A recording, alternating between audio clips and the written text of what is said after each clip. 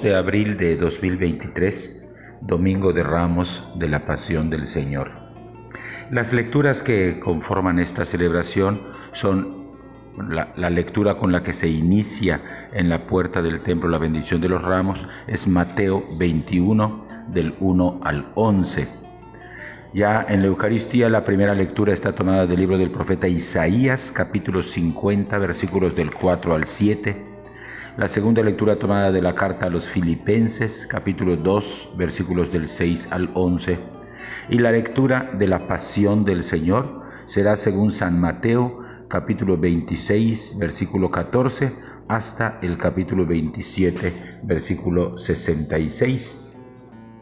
La celebración comienza con la procesión de entrada. Reunidos en el lugar dispuesto, se lee un pasaje del Evangelio que nos narra la entrada de Jesús en Jerusalén antes de sufrir su pasión.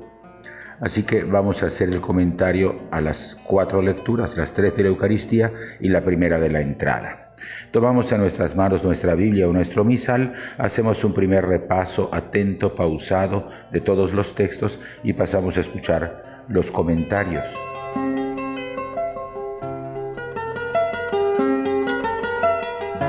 En el caso de este ciclo A en el que estamos, el pasaje de la entrada en la iglesia y la bendición de las palmas se toma del Evangelio de San Mateo, capítulo 21, versículos del 1 al 11. Es un episodio que se ubica simbólicamente en Betfagé, la casa de los higos, junto al monte de los olivos. Para el pueblo de Israel, los higos son símbolo de sanación, como nos recuerda segundo libro de los Reyes, capítulo 20, versículo 7, mientras que los olivos, fruto del que se sacaba el aceite para la unción del Mesías, simbolizaban la misión mesiánica, como nos recuerda Zacarías 4, del 11 al 14. Jesús eligió estos dos lugares simbólicos para iniciar su última semana en Jerusalén como Mesías esperado por el pueblo. Un canto es recurrente en esta gente numerosa que lo espera, un grito melodioso que retumba en las murallas, Hosana. Este canto está tomado de un salmo que se cantaba y se danzaba en la fiesta de las tiendas que recientemente había pasado. Dando gracias a Dios por la salvación recibida en tiempos de angustia, el pueblo de Israel cantaba a toda voz, Yahvé, sálvanos por favor, Hoshianá. Salmo 118, 25. Este verso del Salmo ahora es cantado, pero dirigido a Jesús, cuyo nombre significa precisamente Yahvé salva. Jesús es la respuesta al canto del pueblo que había entonado desde hacía mucho tiempo, porque es el Mesías que llega para reconciliar a la creación entera. Para el profeta Zacarías, el rey mesiánico vendría de manera humilde y victoriosa, montado en un burrito. Zacarías 9:9. No era sobre un caballo, animal de guerra, como los grandes jefes, sino sobre un burro, animal de trabajo, que Jesús entra victorioso a Jerusalén. Su victoria es una victoria de paz, de humildad y de sanación. Su misión mesiánica no será de imposición ni de violencia, no viene a abusar de su poder, sino a ofrecer bendición a los que se cruzan por su camino. La primera lectura está tomada del libro del profeta Isaías, capítulo 50, versículos del 4 al 7. El segundo Isaías, un profeta que predicó en tiempos del exilio en Babilonia, contiene una sección que es conocida como los Cánticos del Siervo. El fragmento del tercer cántico que hoy escuchamos es la primera lectura. En estos cánticos el profeta habla de un siervo de Yahvé que promoverá el derecho y la justicia y como parte de su misión deberá sufrir por fidelidad a Dios. Entre los judíos permanecía la incógnita de quién sería ese siervo al cual el profeta se refería. Incluso el Nuevo Testamento nos cuenta de los problemas de interpretación que estos textos suscitaban. Cuesta trabajo no querer averiguar a quién se refería el profeta, como nos recuerda Hechos 8, 26, 40. Por eso, aunque lo más fácil era pensar que el siervo de Yahvé era otra manera de referirse al pueblo elegido, muchas personas pensaban que el texto se refería a algo más hondo, porque muchas de las imágenes usadas por Isaías desbordan la realidad concreta para lanzar la mirada y el corazón hacia una realidad mayor. De manera que los seguidores de Jesús, después de que Él murió y resucitó, encontraron en estos cánticos un apoyo fuerte para expresar su fe en el Mesías Jesús. Este tercer canto muestra al siervo como un discípulo fiel, con el oído abierto a la palabra de Dios. Ha recibido de Dios la misión de consolar al abatido, de ofrecer palabras de aliento a quienes sufren, pero su tarea no será sencilla, porque deberá enfrentar sufrimientos e injurias. Ante esta violencia que se cierne en su contra, el siervo resistirá las agresiones, no se dejará vencer por la hostilidad que enfrenta. Lo que podría ser interpretado como cobardía es en realidad una muestra de coraje. La fuente de esta fortaleza se halla en el Señor. Por eso su resistencia es comparada con la dureza de una roca. Era inevitable que las primeras comunidades cristianas vieran en este siervo una imagen de la resistencia de Jesús ante los sufrimientos y su inquebrantable esperanza en Dios. Esta confianza inquebrantable de Jesús queda reflejada también en el Salmo 21, que inspiró los últimos momentos del Maestro, pero que lejos de ser una oración desesperada, es una plegaria que proclama la cercanía de Dios en el momento de la angustia. La segunda lectura está tomada de la carta del apóstol San Pablo a los Filipenses, capítulo 2, versículos del 6 al 11. La segunda lectura del Domingo de Ramos es este hermoso himno de las primitivas comunidades cristianas que fue rescatado por San Pablo e introducido en su carta a los Filipenses. Se trata de un resumen del misterio pascual, desde el abajamiento del Verbo eterno del Padre, que toma carne de nuestra carne y se hace uno de nosotros, hasta su exaltación a la gloria, pasando por su muerte violenta en la cruz. En términos poéticos, el himno canta el misterio de Jesús como un misterio que va de la humillación a la exaltación. El primer bloque de este himno, bajo expresiones diversas, la condición divina del Mesías, su renuncia a las prerrogativas que de ella se desprenden, su condición de siervo y su muerte, resalta la humanidad de Jesús, una humanidad fuera de toda duda.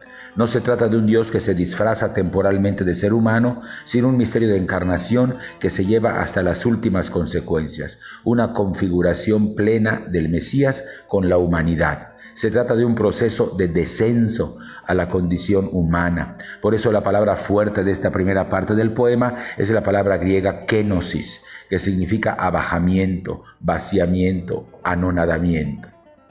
Esta obediencia de Jesús da pie a la segunda parte del himno. El Padre reivindica a su Hijo fiel, lo exalta con la resurrección. Entre el abajamiento y la exaltación, el descenso y el ascenso, hay una relación causal. No son factores separados el uno del otro, sino la acción divina que glorifica a Cristo es la confirmación de un estilo de vivir, la manifestación de qué tipo de persona le es agradable al Padre. Resalta la nueva denominación de Cristo. Él es el Kyrios, es decir, el Señor, un título que el Antiguo Testamento griego reservaba para traducir el nombre de Yahvé. Ante este hecho asombroso, el himno cierra con una genuflexión cósmica que refleja el asombro de toda la creación ante el hecho salvífico que celebramos en la Semana Santa. El Evangelio de la Pasión está tomado en este ciclo del Evangelio de San Mateo, capítulo 26, versículo 14, hasta el capítulo 27, versículo 66. El momento culminante de la liturgia de la palabra es la proclamación de este Evangelio. Es el único día del año, aparte del Viernes Santo, que se lee la Pasión de manera completa en una celebración litúrgica. Cada 3 años, un día tenemos la oportunidad de escuchar y sentir este relato de la Pasión en la versión del evangelista San Mateo. Como el relato es muy largo, la mejor recomendación que podemos dar es hacer una lectura lenta, pausada de cada uno de los textos para saborear sus símbolos. Yo voy a hacer solamente mención a algunas de las escenas que componen este evangelio. El escenario, digamos así, del inicio del evangelio son 2 espacios aparentemente opuestos. La primera acción, la de Judas, se desarrolla en el templo, un lugar sagrado para el judaísmo, donde están los sumos sacerdotes y donde se realiza el culto sagrado. Aconteció en cambio en ese lugar lo contrario. En el templo se fragua la entrega, una acción deshonesta que traiciona la amistad y vende a su amigo por 30 monedas, el precio de un esclavo muerto, como recuerda Éxodo 21:32.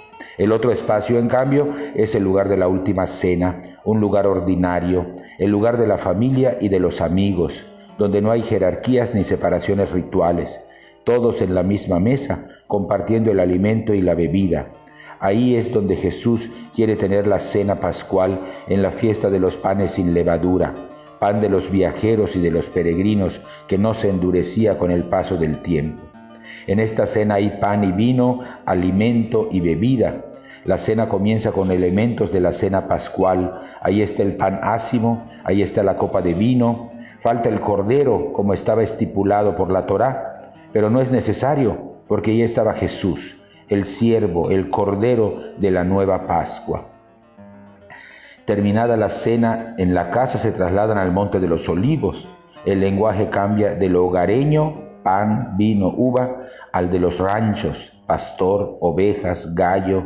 El gallo que cantaba al despuntar el alba, lanzando su sonoro llamado para que el pastor saliera a guiar sus ovejas a los montes. Pero Jesús le anuncia a Pedro que será un gallo que cantará 3 veces de noche. Ese gallo es Pedro, quien también está desorientado, arrojado, impetuoso en su declaración de fidelidad, pero es débil y voluble en los momentos difíciles. Después, Jesús cambia de locación. Del Monte de los Olivos se traslada a Getsemaní, un lugar que alude a la prensa con la que se machacaban las aceitunas para obtener el aceite de olivo. Jesús se apropia de este espacio ordinario y lo convierte en un lugar profundamente simbólico. Se identifica. Tristeza y angustia son sentimientos que no puede ni quiere ocultar a sus discípulos. No hay nada deshonroso en abrir su corazón y compartir sus emociones más profundas. Al contrario, Jesús necesita de sus mejores amigos en estos momentos de angustia. Por eso elige a Pedro, a los hijos de Zebedeo, para que lo acompañen. Pero ellos duermen en el momento en que más se les necesita. Jesús, en cambio, no puede dormir. Pide no beber del cáliz. Para el Antiguo Testamento, el cáliz era un signo de la ira de Yahvé. Así lo recuerda Isaías 51:22. Por eso se resiste a probarlo. La copa de la salvación de la cena pascual se ha convertido ahora en un cáliz de sufrimiento. La tranquilidad y la intimidad de Jesús con sus amigos da paso a lo caótico y apresurado de una muchedumbre frenética. Esa chusma trae en sus manos espadas y palos. Las espadas, que representan el metal, el material confeccionado en arma para herir, es el arma del soldado. El palo es más un utensilio de madera, de trabajo, como la vara del pastor y el arado del campesino. Así que de la chusma enardecida de los soldados adiestrados se esperaría una reacción adversa, algo impensable de un amigo. Jesús no llama a Judas por diplomacia, sino porque en verdad así lo consideraba, mi amigo. Y Judas lo entrega con el gesto más íntimo de 2 personas que se aman, el beso. Así como el rey David había sido traicionado con un beso, según nos cuenta el segundo libro de Samuel, capítulo 14, versículo 33, así Jesús es traicionado con el beso de un amigo. La narración de la pasión es rica en dramatismo. Como todo buen drama, nos va llevando de una escena a otra. Reo de muerte es la sentencia que aparece, sin importar el debido proceso ni la interpretación de la ley. Aquellos hombres eran líderes religiosos, especialistas de la escritura, teólogos oficiales. Quizá la peor perversión que hay es la de quien utiliza el nombre de Dios para sentirse con derecho de juzgar, de agredir, de asesinar. Después vienen las negaciones de Pedro, y en realidad es una negación de sí mismo. No sé de qué estás hablando. Pedro niega su identidad galilea, niega la tierra de sus padres y de su familia, y niega a su maestro. Después del episodio de las 3 negaciones, continúa el relato con la escena de las 3 entregas de Judas. El relato de la pasión comienza con la confabulación de Judas con los sacerdotes, en Mateo 26:15, la entrega que se efectúa con un beso, Mateo 26, 48, 49, y finalmente Jesús es entregado a Pilato para ser sentenciado a muerte. Por esta razón, en esta escena de la pasión, el verbo entregar se repite en 3 ocasiones distintas.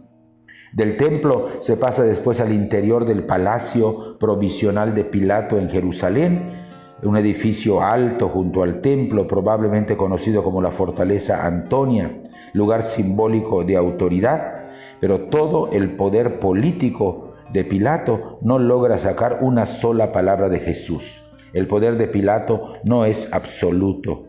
Ahí está el otro poder, el religioso, hecho de los sacerdotes y ancianos judíos, pero tampoco logran imponer su fuerza ni obtienen respuesta alguna de Jesús. En contraste con esos hombres que se creen poderosos, entra en la escena una mujer anónima. En una sociedad patriarcal, esa mujer no tenía poder, ni siquiera debía hablar, pero es la única que logra ver en Jesús a un hombre justo. Es la esposa de Pilato. Hemos salido del palacio para la confrontación entre Pilato y el pueblo. Hay una decisión: libertad o muerte para este hombre justo. Es Mateo el único que muestra a Pilato apaciguando su conciencia, lavándose las manos con agua, un elemento simbólico cuya significación ha permanecido hasta nuestros días. Si Pilato recurrió al agua, el pueblo pronuncia sangre, que su sangre caiga sobre nosotros. Sangre y agua, unidos por el sacrificio del Hijo de Dios.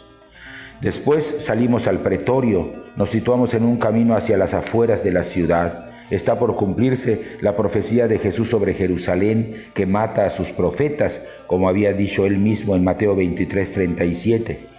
Por las calles había un hombre, quizás simpatizante del judaísmo, que venía de África. Quizá solo estaba allí por curiosidad o por morbo, pero fue obligado a llevar la cruz de Jesús. Jesús llega a ser crucificado y a su izquierda y a su derecha hay 2 ladrones. La trama nos hace recordar otras 2 escenas, la de Moisés levantando los brazos para interceder por su pueblo, mientras los sacerdotes Aarón y Hur sostenían sus brazos a su izquierda y a su derecha, como nos cuenta Éxodo 17:12. Y la otra escena que nos recuerda es la del sacerdote Esdras, parado sobre un estrado de madera, con levitas a su derecha y a su izquierda para ayudarle a leer la ley al pueblo, según nos cuenta Nehemías 8:4. Ahora quien está aquí es Jesús, no con sacerdotes y levitas a su lado, sino con 2 subversivos, 2 bandidos. Esa es la nueva forma de salvación que muchos de sus contemporáneos y aún nosotros no alcanzamos del todo a comprender. El relato nos lleva a la cúspide, el Calvario. Las últimas palabras pronunciadas por Jesús son un verso del Salmo 22. El cansancio debía ser extremo, aún así saca fuerzas de la flaqueza para gritar a su Padre Dios como el orante del Salmo 17, escucha Yahvé mi causa, hazme caso cuando grito. Y el sentimiento de abandono es el extremo de Jerusalén que se siente abandonada después de la destrucción. Jerusalén llora por la muerte del más justo de sus hijos. Por eso su muerte tiene repercusiones cósmicas. El velo que separaba el lugar sagrado del lugar profano se desgarra, como cuando se desgarraron los cielos en el bautismo, según nos cuenta Mateo 3:16. Lo que separaba lo humano de lo divino ya no existe más. Con el sacrificio de Jesús, la comunión de toda la creación se ha restablecido. Nuevamente San Mateo nos baja de la cruz para mostrarnos tras bambalinas a las mujeres que miran desde lejos. Pedro, Judas, los demás discípulos varones habían abandonado a Jesús, pero ellas, las discípulas, seguían ahí fieles hasta el final. Un hombre de Arimatea fue quien se hizo cargo del cuerpo de Jesús. El último de los jueces, Samuel, era originario de Arimatea. De ahí mismo le toca a este José ungir el cuerpo de Jesús, el Rey pleno de Israel. Envuelve el cuerpo en una sábana, lo coloca en una cueva excavada en una piedra, y el sepulcro silencioso y frío es el mejor símbolo del inicio de esta Semana Santa, que pide a los creyentes una espera silenciosa, cautelosa y una reflexión meditativa. Hasta aquí los comentarios de las lecturas del Domingo de Ramos de la Pasión del Señor de este ciclo A que privilegia el Evangelio de San Mateo. Volvemos a tomar en nuestras manos nuestra Biblia o nuestro misal, hacemos un segundo repaso atento y pausado de todas las lecturas y estamos ya listos para participar de la Eucaristía.